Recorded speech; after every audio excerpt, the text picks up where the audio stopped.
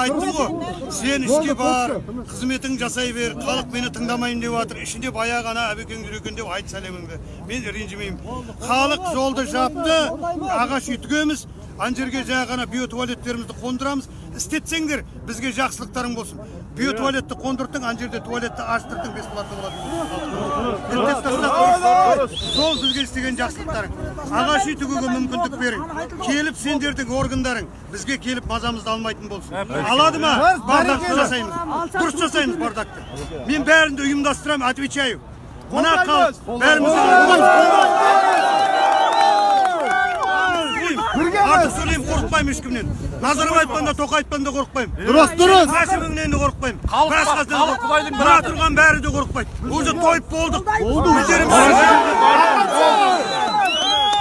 Кетсін бәрі де кетсін. Әуеке ашулы Азат партияңда кешегі жағына, Құротан партияңда қажет жоқ. Болды бәрі, ештеңе шешкен. Менің міндерім қойды. ағасы неге әуекеңді жеке шаруалып алып тұр айтып тұрсыздар? Осы әңгімені неге халыққа айтпайсыз?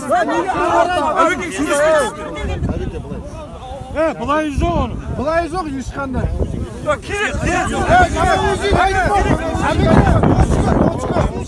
Әбеке кетейік ары қарай. Болды. Бізге керек емес, бізге үкімет кетсін. Қазір 35-ке түртеді келіспейміз.